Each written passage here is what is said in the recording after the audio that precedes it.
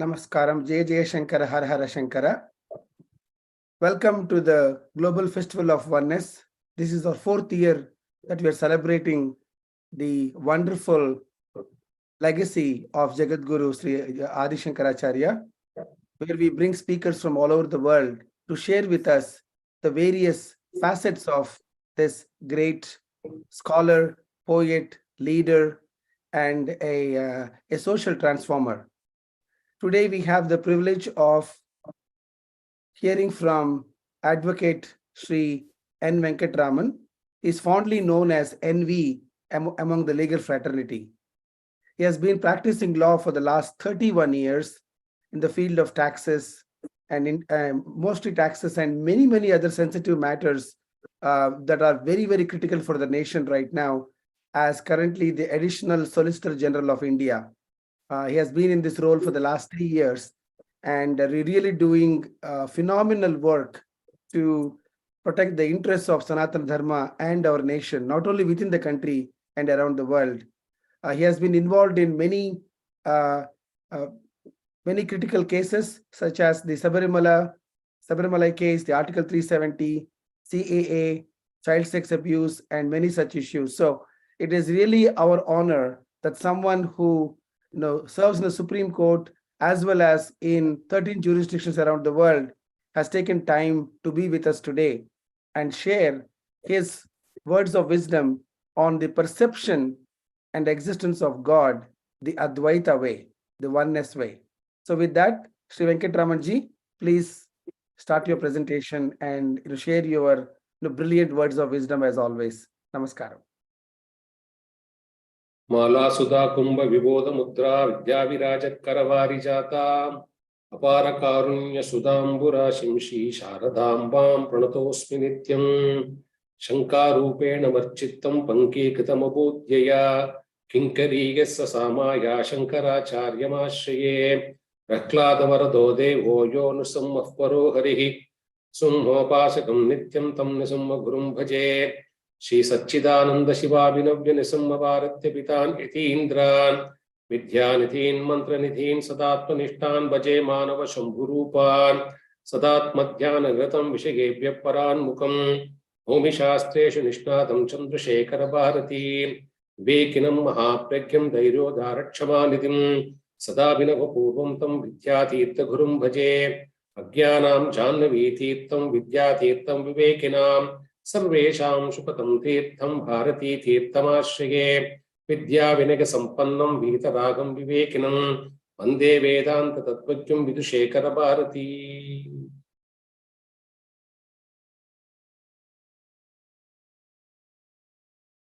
Offer this humble talk at the lotus feet of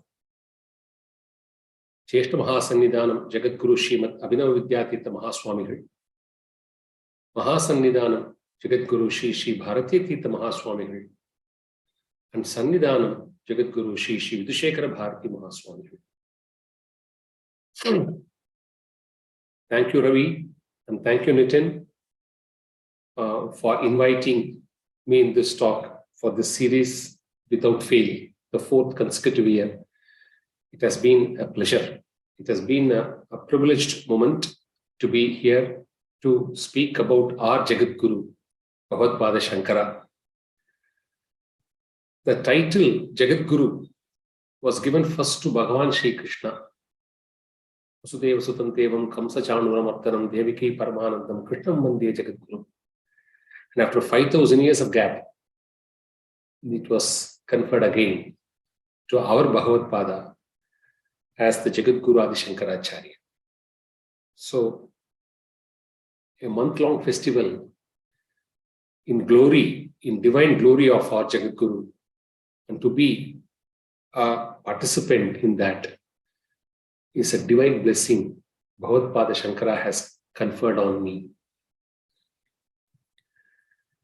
The attempt in the next 40-45 minutes would be, as people who are in the midst of very active life, pursuing certain high priority matters, managing our families, managing relationship, working all the way. Are we thinking about God? One. Then, if so, who is God? If so, is there an Advaitic way to understand God? This will be the only question which we will discuss it for the next few minutes. See, all of us agree that what is ultimate is Sat Chit Ananda, unqualified existence, unqualified knowledge, and unqualified bliss, limitless.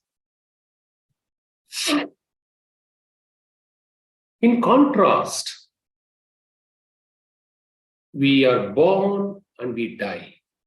We are recreated in many forms and we die.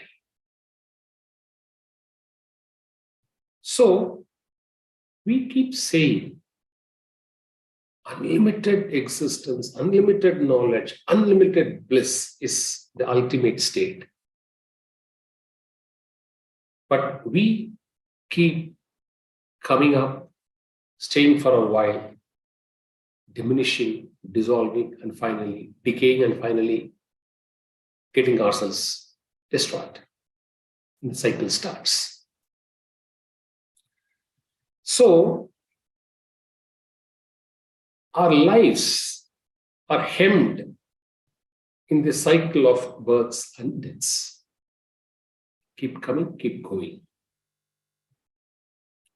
Whereas, we are saying there is a state, there is a condition where one can be in sync with true liberation, a state of emancipation, a state of effulgence, a state of bliss, a state from which you can never return thereafter.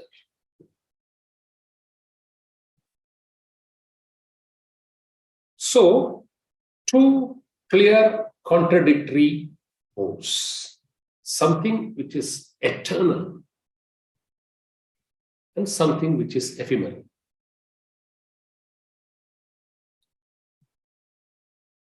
Why are we staying in the course of this ephemeral existence cycle of life and death? We are aspiring, we are talking, we are discussing about life beyond. Is that not a beauty? And why? Why this strange contradiction between a perfect state and an imperfect state? Therefore, Advaita teaches us here, look here, like a hypothesis, you should believe on a few things before you can actually try to work on it or progress on it. So Advaita advises us, understand this eternal and the ephemeral is only out of ignorance or avidya. Assimilate it as a fact at the moment. If you say, show me that, prove me that, logically I should be convinced, then we can end up as a non-starter. So Advaita says, when you see in any game, you will have to have follow rules. A set of rules needs to be followed. So the first rule is, understand the eternal and ephemeral, these two states occurring in our thought process. One is the state in which we live, and another is the state we aspire, which is something which is not known, which has not been experienced as yet. Understand it, it's because of avidya. Okay. We will put it as avidya for the moment. Now, with this background, let us ask the question which all of us ask frequently. Where is God? why God, when, how, who is God? Don't we ask these questions in our life? Do not our children ask these questions with us? Are we not confused because there is no clarity? If you put this question, who is God? So, when somebody says, why God? Then answer a broad, vague answer, oh, that's God's will. Where is God? He's everywhere. Then, when and how? It's God's will.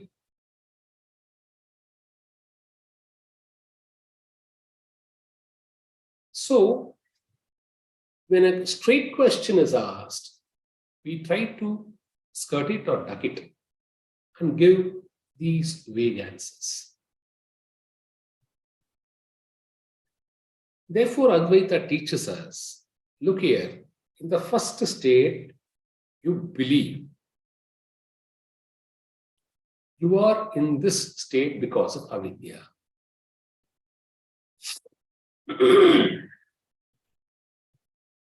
Now you should believe avidya is indescribable, uncomparable, cannot be defined or contained. It is simply not fathomable with our mind and intellect. At the moment you believe this much. One is it is because of avidya, and the second step we need to take is avidya is indescribable. Are we ready to accept it as a fact so that we can move forward? Then it teaches you how to move forward if you accept it. Otherwise it says, okay, you get stuck, you get stuck. It's your choice. Now, if we agree to these two questions, then let's ask the question. Why God? When? How? What? Who? Let's ask the same question. After accepting this, that avidya is indescribable. We may possibly get some answers like this. See, we call God as a supreme being. Supreme being. So ask this question, was this topic of God discussed in the era of our parents? Answer is yes. Was it discussed in the era of our grandparents, great-grandparents, lineage? Answer would be yes. Something which we are discussing today had been discussed for centuries in the past. And what has been discussed yesterday and today is likely to be discussed also in future. Several such Indica training sessions will keep occurring in one form or the other. Don't stop. These are facts. Let us go and apply our material mind and try to find solutions, instead of blindly believing something, which is now the reservation expressed. So, the coinage supreme being has been in the past, is now in the present, and therefore will be in the future. So the first understanding we can possibly reach is Supreme Being is something which transcends time.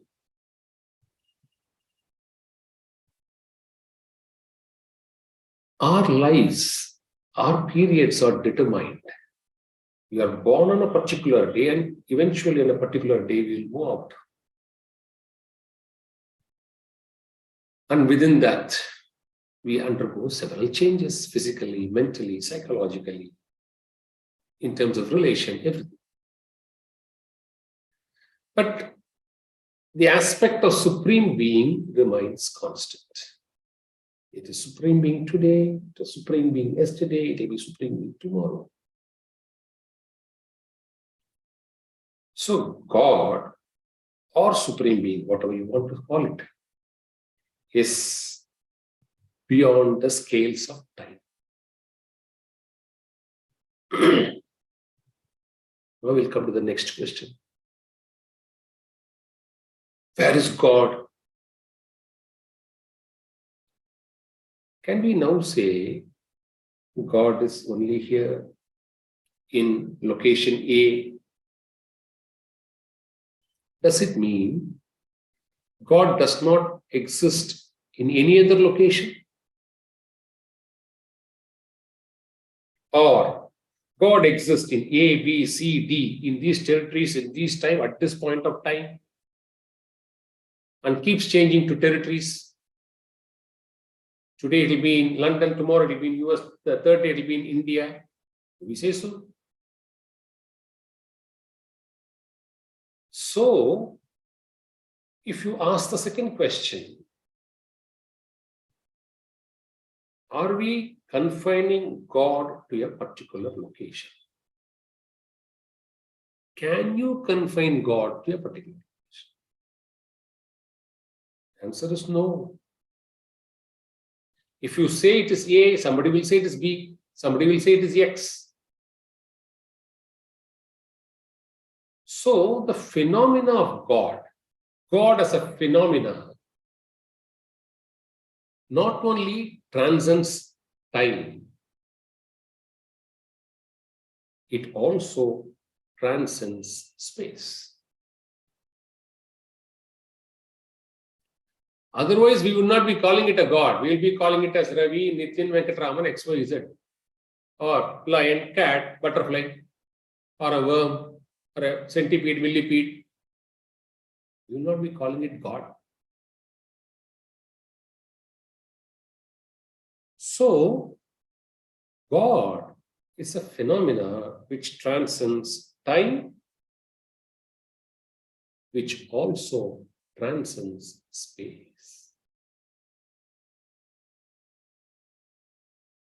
Now we'll come to the third phenomenon. Something which transcends time and space. Can we confine God only to this universe? Just enlarge it. Can you say, God, okay, we'll concede here.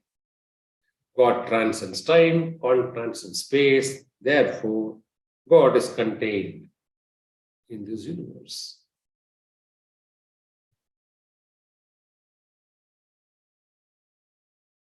Then ask the fourth question. If God is contained, in fact, God contains the universe, that's the truth. But for our understanding, we are going this way. If God is, in terms of time and space, occupying this whole universe, does not God occupy also within us? Can we say, God is in this universe, but God does not exist within me, you being part of the universe?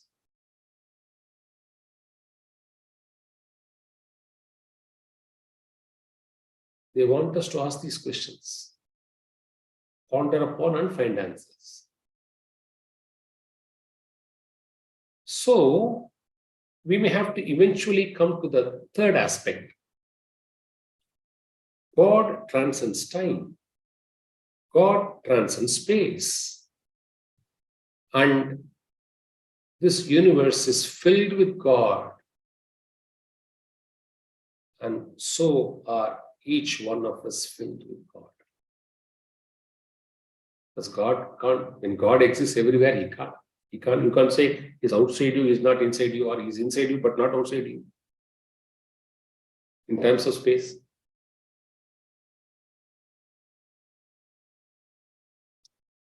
So,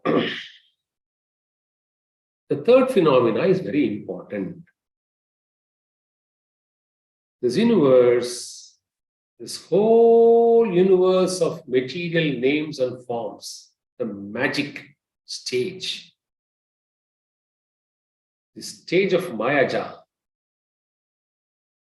is just filled with God. And each one of the actors on the stage is nothing but filled with God.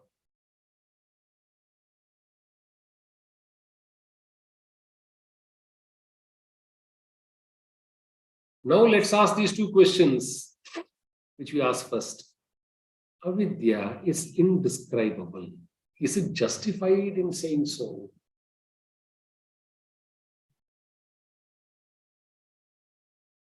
Will we not be now convinced that we are justified in saying so?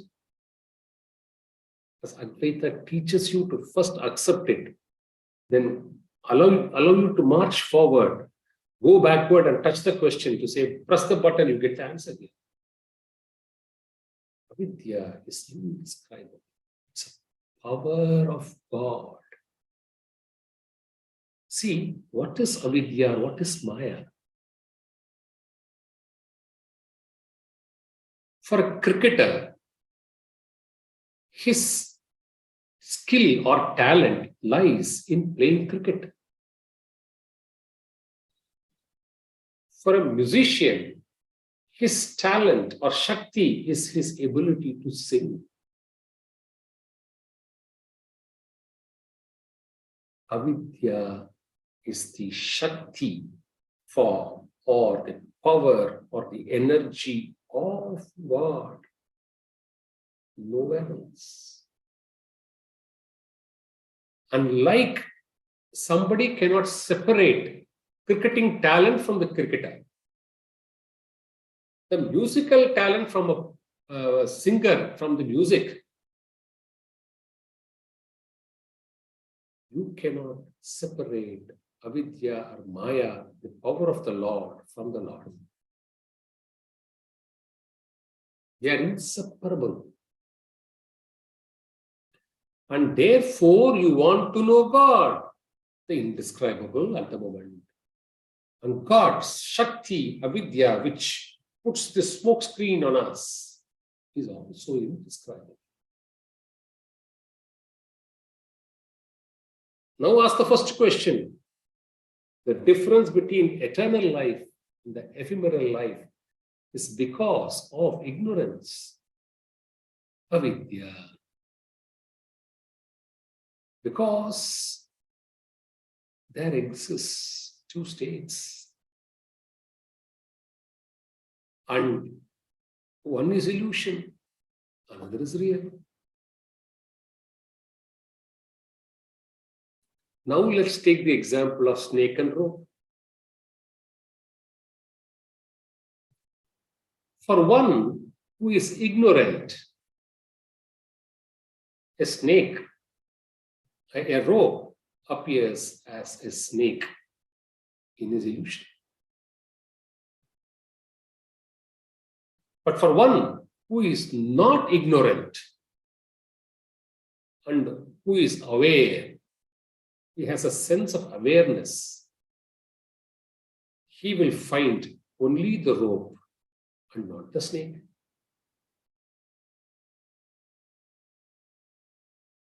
So Advaita puts the question to us. Look here, is it not strange? Rope is a distinct item. Snake is a distinct item. The snake does not emerge out of the rope, nor does the snake subsume into the rope. But the reality is, For a person who knows it is rope, it is a rope. For a person in semi-darkness who does not cognize the reality as rope, cognizes it as a snake. It's a possibility. Can't rule it out. And that is the beauty of Maya or Avidya. Your ignorance is just this,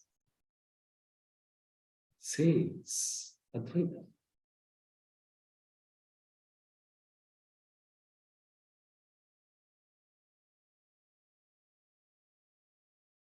Therefore, it takes us to the next stage. It says, now ask a question.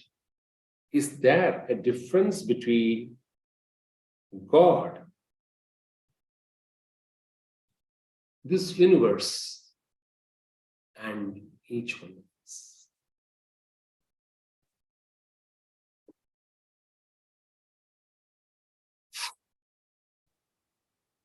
We say God exists everywhere, so God also exists in the universe. God also exists within us.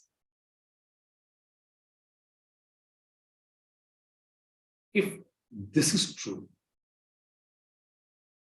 if this is acceptable,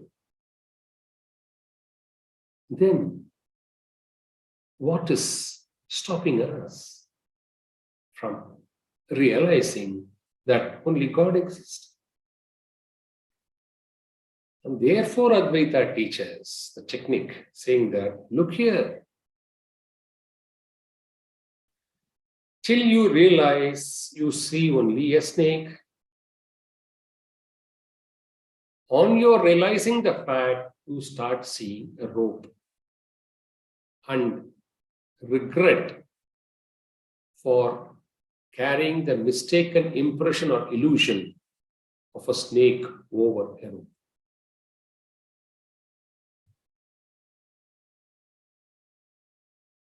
So there's no creation there. It's a manifestation of an illusion. Nothing else. And when the illusion goes, the reality surfaces. And therefore, now it wants us to ask the question, who is God? Where is God? How is God? When? For what time? It says, now you boldly ask these questions. If we realize these 3 or 4 basic facts, then now we will know God is something which transcends time, transcends space, filled in this universe, filled within us. And therefore, God alone exists. And therefore, we say limitless existence. Sat. Limitless consciousness, Chit. And limitless bliss, Ananda.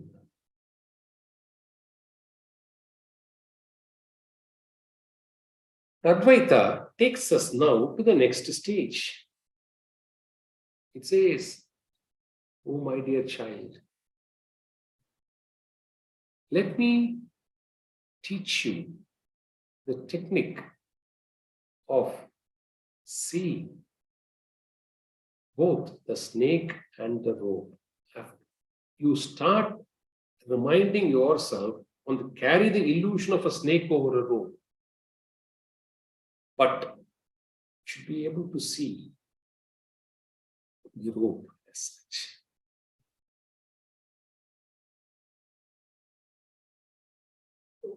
Upanishads keep impressing upon us 2 solid standard examples, repeatedly quoted, possibly every day in every speech. A mud transforms into a pot.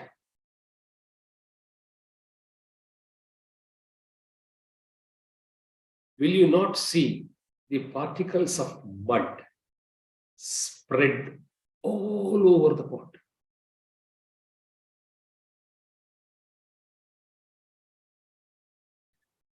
Once a pot is made, is there a possibility to say this portion of the pot does not have mud? Not possible. It's the mud which transforms into a pot, and the mud occupies the entire pot in all its dimensions.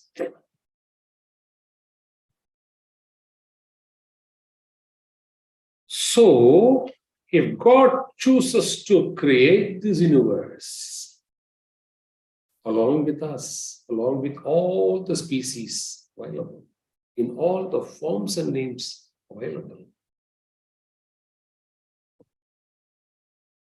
is it so difficult now to accept the fact it's God who envelops the whole universe of matter and also us? Is it difficult? If mud can form part of every millimeter of a pot, is it so difficult to comprehend? It is God who eclipses all over.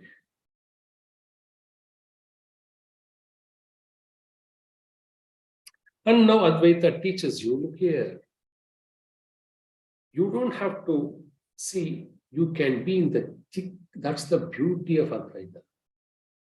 You can be in the midst and thick of your life and yet be a practitioner of Advaita. It's not difficult. There are two ways of practice. You can intellectually equip yourself by listening, learning, reading, accumulating knowledge, keep discussing. That's one way.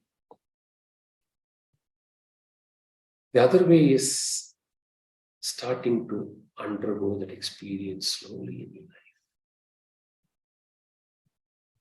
which happens only when you are at the lotus feet of your Guru, who is an Advaiti, who has experienced bliss, who has transcended that and stays in that bliss and ready to guide.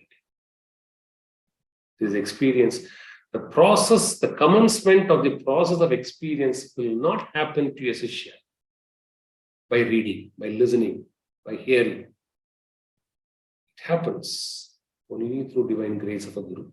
That's why we celebrate Jagadguru Shankaracharya even today. For his compassion in leaving his Sishyas and their lineage as the Sishya Parampara of Advaita. Or else how would we be discussing this now? So, we should be eternally indebted to Bhagavadpada Shankara. Is it that difficult for us to accept the existence of God or the perception of God? We might not have realized, we might not have undergone that experience, but it is not difficult to perceive or accept. Now Advaita asks the next question. Look here, all this is fine. On paper, very impressive, conceited. But yet, look here, man, we are not able to see. You are saying Satchitananda. In a pot, we are able to see the whole mud enveloped. Whereas, we see only material forms in this universe. We see only two things, the universe and myself. An universe filled with plurality of things, carrying names and forms.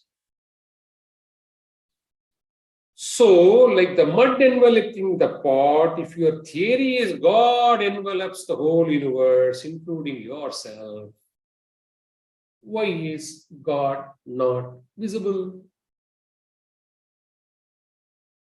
Simple. You're saying so much. So God should be visible. Why is God not?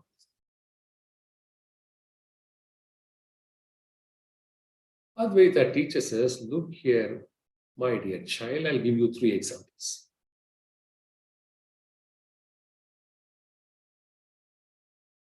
Somebody gives you a printed book of 150 pages, a lovely novel. You thought you can read a few pages a day. You sit, flip the first 10 pages, you get glued, engrossed, that you are not ready to set the book back till you complete it. Take 2 hours, 3 hours, complete the novel.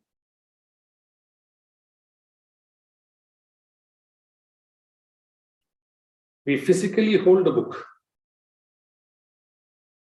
We physically know each page is a paper imprinted with certain words and expressions. But when somebody is so deeply engrossed reading the novel, will they be ever interested in the cover of the book?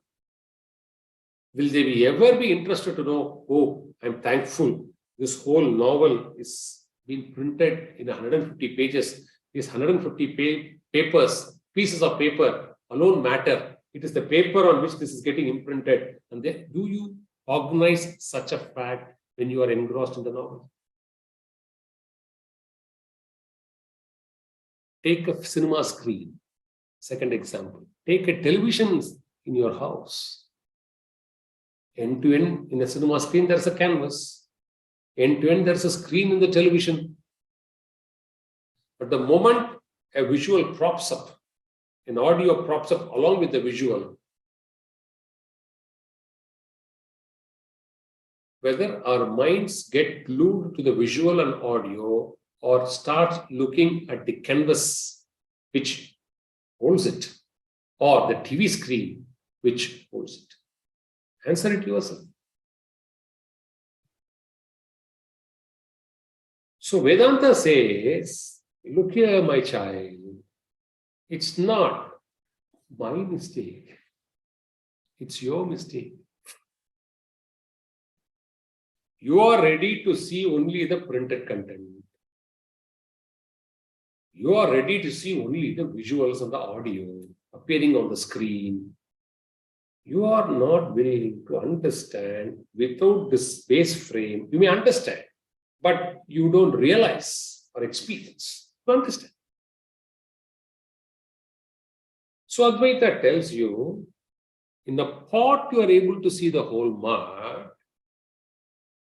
Likewise, you can experience and see only God enveloping the whole universe as the base, without which this universe would not have manifested, without which you and I would not have been born.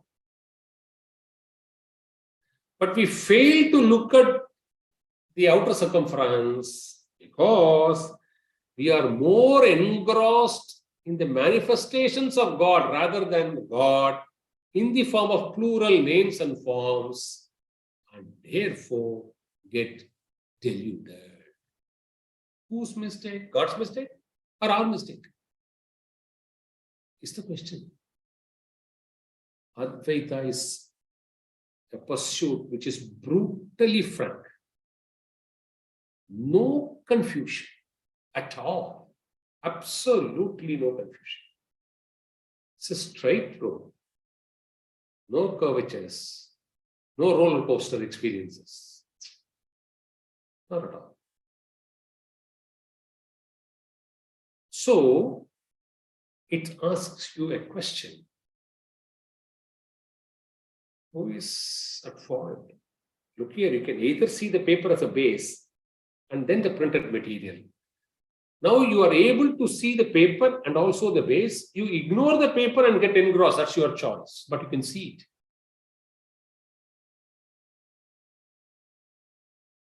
Advaita therefore tells you life is also of the same nature. It's up to you to ignore this illusion of snake and look into the rope.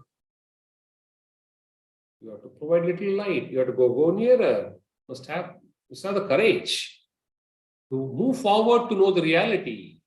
You can't, on seeing a snake several feet away, you get stuck and you just don't know anything else and keep watching it. You will be deluded in this illusion for ages. It's not the fault of the rope.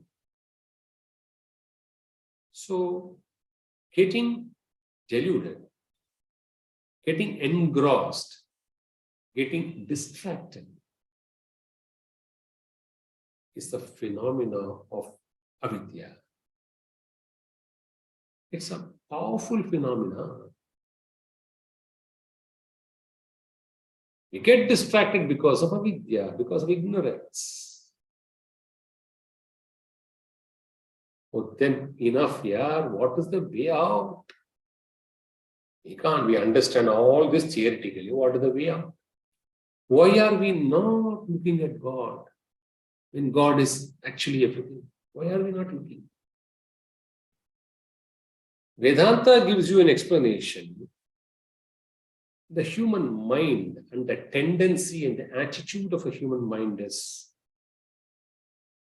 see, I meet you and you look fine. And I meet you every day and you look fine.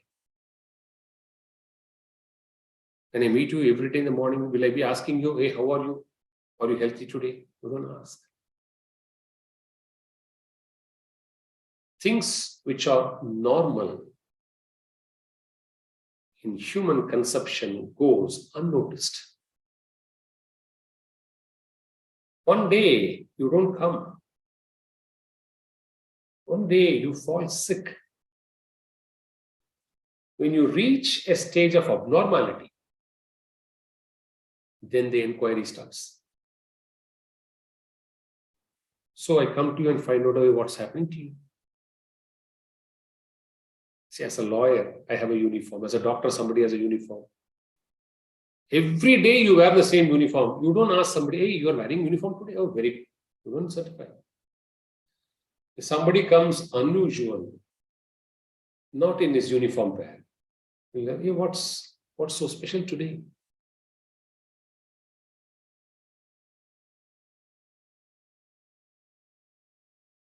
When a dog barks, we don't pay any attention. But if a human voice mimics barking of dog, we pay attention. So is it not a fact that the plurality of names and forms, because they are in an abnormal state, we get easily attracted towards them and get deluded? Easily. Like a canvas for the film, like the sheet for the book, God remains the sheet anchor on which the entire drama gets played. Names and forms. Whereas we get distracted more and more and more towards names and forms. And Advaita therefore tells you, the stronger, the longer you get distracted with more and more forms, you are not going to be focusing on the platform or the base of the canvas. Because you love being deluded, enjoy. Class to it. Keep coming and keep going. Who bothers? Today is X life, next birth is Y, after Z, A plus, keeps on, endlessly.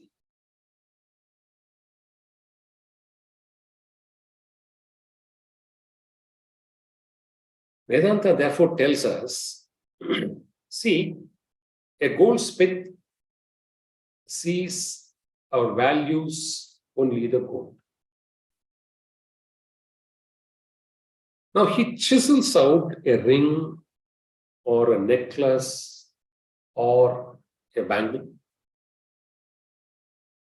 We as consumers get attracted to it. We are not concerned about, we are concerned about the metal as gold, but for us the attraction is the form of a ring, of a bangle, or of a necklace. Now you are holding a necklace of archaic importance, family tradition carried out for several generations. A strong gold necklace. One fine day there is a compulsion, so you take it to the pawnbroker.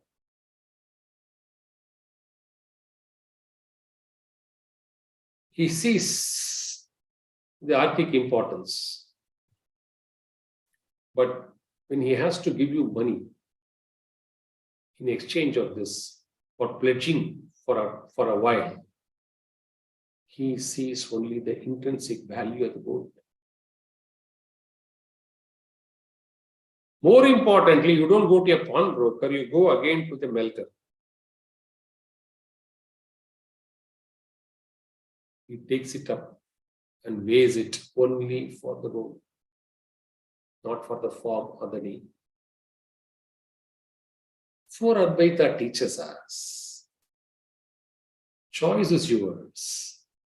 Whether you want to be a consumer of forms or in reality understand this is nothing but just a gold, assuming this form temporarily for the moment. Choice is yours.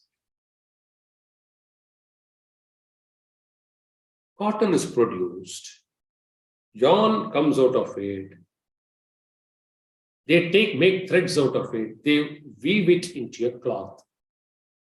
All of us know cloth is made up of threads, thread is made up of yarn, yarn is made up of cotton. Do you have to mutilate the cloth to find out this truth? It may be a cloth in the form, but ultimately, it comes from cotton. Then one step away, how does cotton emerge? Cotton, does it just come like this? Goes to a plant. How does a plant go to the bhumi? How does the bhumi, part of Panchabhutas? This is the inquiry which Advaita leads one into slowly and teaches us the technique of unraveling this mystical mirage illusion of Advaita, unraveling and how to travel through the path of ignorance and reach, and says, how do you climb up the ladder? And gives you the three important verticals. As long as there is awareness to body,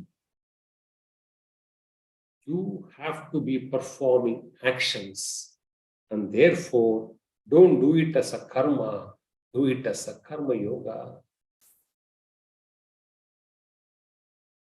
As long as there is dependence through our emotions, Advaita teaches you, channelize your emotions towards God in the form of bhakti, surrender. See, learning Advaita in an abstract sense without bhakti will not lead you to that experience. You will be a learned person, no doubt about it. Because intellectually you can learn this subject. But you have to pass through the moments of peace. Enjoy those moments now and then, which the Guru guides you and gives it to you. Your emotions, which we are not free from, has to be channelized, and the channel path is called bhakti by Bhagavadpada Shankara. Until one gains experience of the ultimate bliss, one has to keep acquiring knowledge, jnana marga.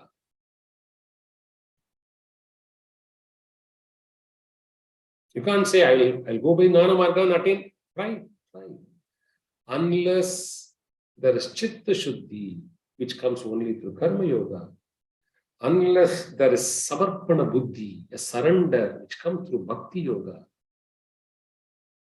dhyanam, a state of meditation, a state of contemplation, and ultimately reaching jnana just don't arise.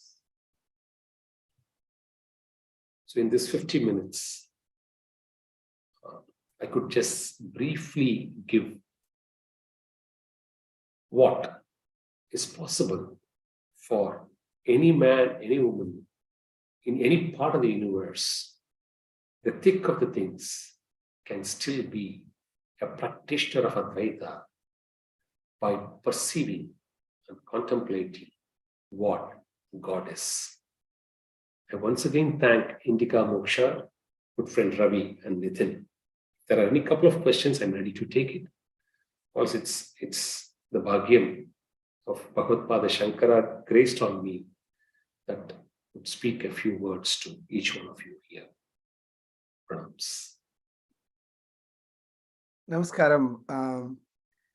I'm actually left, speechless by how simply you have peeled the, peel of the banana in such a beautiful way and explained the step-by-step appreciation of the Kalatita of God, the Vishwarupa of God, the transcending space and time. Extremely very clear.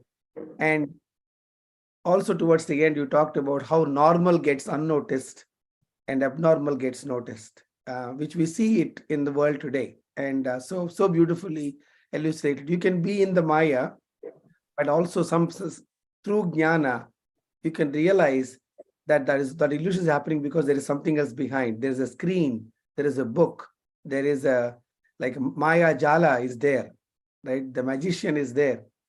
You have to come out of it. So really wonderful. And including the gold and the necklace example is wonderful. Some of us get attracted to the shape, but the person who knows it. So really so clear. I just don't have any questions. It was as clear. So there is a question, and again, a lot of comments, sir, in terms of extremely well, very knowledgeable, detailed understanding. There's one question: when the ultimate cognition of self is not of the mind, why is there so much stress on chitta suddhi and mental purification? It's a common question. Everybody has it, right? Why is there still so much stress if this is so simple? See, the point is this. You gain experience. A state of bliss is achieved only when the mind is totally dissolved. You can't attain experience along with your mind. Till Savikalpanima Samadhi, your mind will be there. But touching on the borders of Nirvikalpa Samadhi, mind will be there. That's the penultimate stage. One who transcends that. This is so beautifully, graphically described, portrayed in the book, The Multifaceted Jivan Mukta, authored by Shishi Umeshji, narrating the experience of Jyeshta Mahasannidhanam Jagadguru Srimad Abhinav Vidyapitham. He has crossed all these stages. And once you transcend Nirvikalpa Samadhi, then you are bliss. The wall before you will break. It will simply dissolve because there is no mind thereafter to register. So mind is a big impediment. And one has to dissolve the mind. Advaita teaches you the art of dissolution of the mind. That's the answer. So that stress is on mind. Because it is that which experiences everything. Good and bad is finally experienced by the mind. So kill it. You will not have any world experience there to register. Because the Jivatma within us and the Paramatma is one and the same. Jivatma doesn't need a mind. It can cognize on its own. It doesn't need a mind to cognize. It doesn't need a mind to express emotions. Whereas you have a mind which needs to be, therefore, this is one of the screens, smoke screen. We need to tear it. So, can you repeat the the book's name and author, sir, one more time. See, two books I would recommend. See, what I spoke is a book authored by Jnanananda Bharati Swamigal, The Great Equation. It's 140 pages. Complete Advaita 30. I've just spoken the first 3 chapters of Great Equation, to be very honest. This is the source book. And what the book I referred about Jyeshta Mahasannidhanam Jagadguru Abhinavadhyatithar came to the Peetham in 1931 May and attained Jivan Mukta stage on 12th December 1935, in just 4 years. From 14th to 18th year. 18th year he became a Jivan Mukta and carried his journey till 73 years. This 4 years of experience is captured in the book, The Multifaceted Jivan Mukta. There's a free download available in which every stage of transformation of Acharya is portrayed. And it's there he says, on attaining the Nirvikalpa Samadhi, after that Shiva next day takes him to bliss. That's the penultimate stage, last stage of holding yourself to the mind. In the weakest form. Mind in the most weakest and diluted form. The next stage is the mind getting dissolved. That's all. It's a beautiful portrait. One has to read it. Thank you very much, sir. I got the book's name. I'm looking at other questions here. Is there one practice that you can share with our attendees today to, like every day you are fighting some very complex cases with a lot of different kinds of people all over the world. So is there one practice that you do to always cross this mind, this one screen that is a huge obstacle for us? See, I am nobody to guide because I am a struggling Sishya. So I'm not a guru. But the answer is simple. You must have a guru on whom you are able to pray. Kula Guru and Kula Devam are indispensable in life. Till such time we are attached to forms and names. Ultimately, if you are able to reduce your life and the purpose of your life to these 2 forms and dedicate your life to these 2 forms, whatever you may do, then possibly you are in the path of focus because of the blessings and guidance of your Guru. Till such time, so can we cultivate this habit as a daily practice, whether it's 5 minutes, 10 minutes, 1 hour, 2 hours.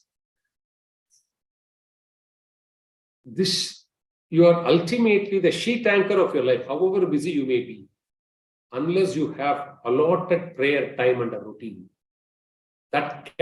Your rest of your 23 hours or 20 hours, whatever time, should rest on that canvas of a particular divine routine prescribed by your Guru. Like eating, like sleeping, you should not miss it even for 1 day. That prescription can be given only by a Guru. You should not be programming yourself, you will not sustain it. Because a Guru knows what you are capable of. And he will guide you, you can do this far. And you start doing it sincerely, he'll give you the next promotion.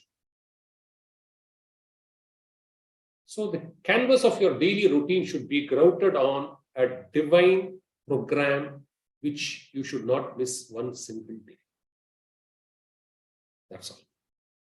This is not an advice. This is a request. I am not a guru to advise. I am only a struggling Shishya. I am only narrating an experience. Your humility every year for the last 4 years is so inspiring, Venkataraman ji. Thank you once again for sharing your words of wisdom. As you say, you are a struggling Shishya. We are even deeper struggling Sishyas. So by illuminating us today with your divine words and with wise words, you have made some very complex topics and questions so simple. So thank you once again for coming every year. You are very, very busy in the Supreme Court and around the world. but you always give us time and your love and affection and encouragement. Thank you so much. Jai Jai Shankara, Hara Hara Shankara. So to all the attendees, we now conclude the evening session of on this day. We will meet again fresh early in the morning India time on the 12th. We will have a new speaker again, and this time again we just talked about God as transcending space and time. And tomorrow morning, which is Friday morning India time, we're going to be hearing from Swami Chidananda on space and time in Shankara Vedanta. So once again, please share this with your friends, with your family members, with the people who you really care about, to that make sure that this wisdom is spread far across to all generations and all people around the world. Thank you. Hari Om. Sadashiva Samarambam Shankaracharya Madhyamam Asmat Acharya Pariyanta Vande Guru-Parampara. Thank you.